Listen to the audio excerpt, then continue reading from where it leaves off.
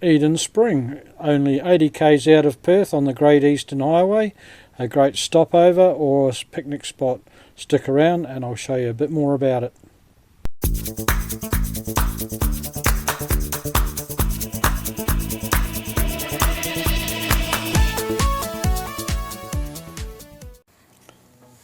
Hi, welcome to another review. This is Eadine Springs and it's off the Great Eastern Highway, 80 kilometres east of Perth, and you can access it from both directions. If you're actually leaving Perth and heading towards Kalgoorlie, it's quite easy to turn in off the highway. If you're coming from the east and heading towards Perth, if you turn off into Spencer's Brook Road, and the first left again will take you onto the Clackline 2J road, and Eadine Road runs off that. It's a quite easy little trip through there with the caravan. If you're coming through past Clackline, have a look in, and don't forget to have a look at the old refractory. I've done a video on that with the old brickworks, so keep an eye out for that. That's well worth stopping in and having a bit of an explore. The road down into this area was just a little bit rutted when we went in there. We've had a lot of rain, so hopefully the Shire will get in there and clean it up a little bit. You're running right in along the main pipeline that takes the water from Mundaring out to Kalgoorlie. There's a couple of campsites here.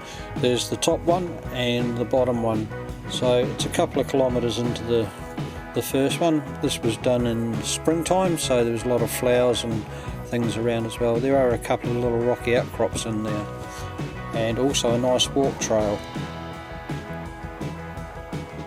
So downhill a little bit, as I say, it was a little bit rough, but I had the van in there, didn't have a problem, and smaller vehicles will have no issue. A great big on-road caravan may be a little bit more difficult, but if you're an off-road caravan it won't bother you too much.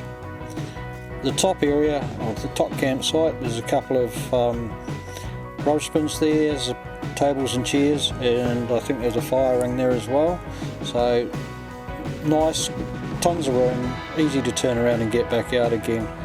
You're not far from the highway, so you'll see this when I put the drone up, but while we were there the noise really didn't bother us. So there's the campsite there and the highway in the background.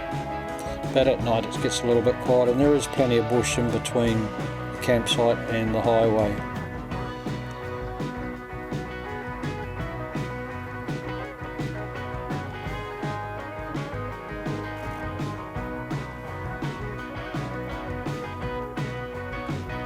That's the road coming in and the highway across to the side.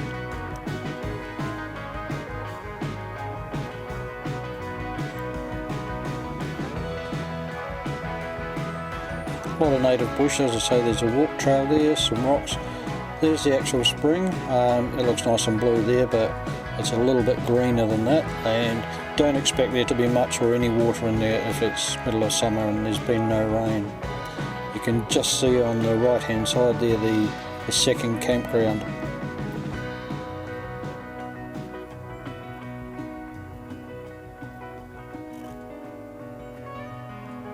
You can find this on Wiki Camps too if you have a look, and just up the road there's actually a little bush area, and it's called Chimney Gully, and I think you can camp in there, but that would only be for tents or somebody on a motorbike that could get in there.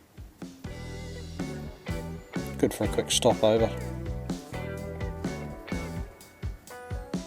So this makes a great little picnic spot, well worth popping in and having a look at.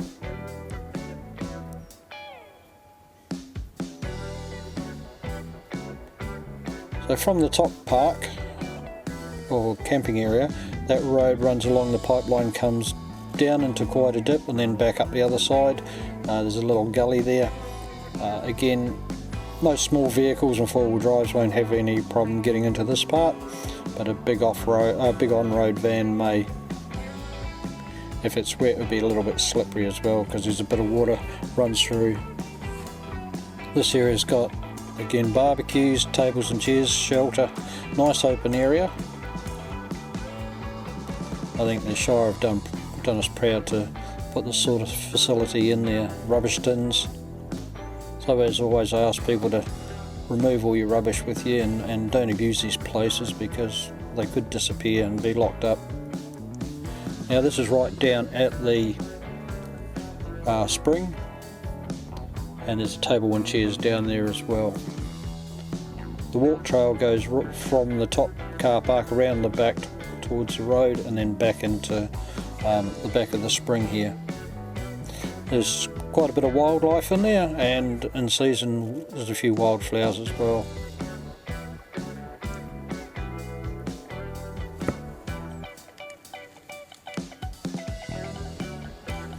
So that's Eadine Springs. I hope you enjoyed this little video, and if you drop in and visit the place, please leave a comment in the box, or if you've been there before and you've got any more information. Just up the road is Baker's Hill's got the famous pie shop up there, and as I say, Northam's just up the road. It's not too far away, only a 10-minute drive.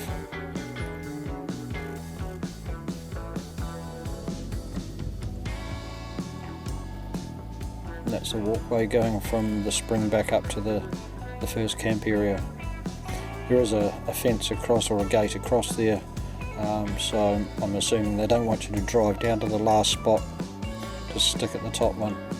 Thanks for watching, keep the shiny side up, and I'll catch you next time.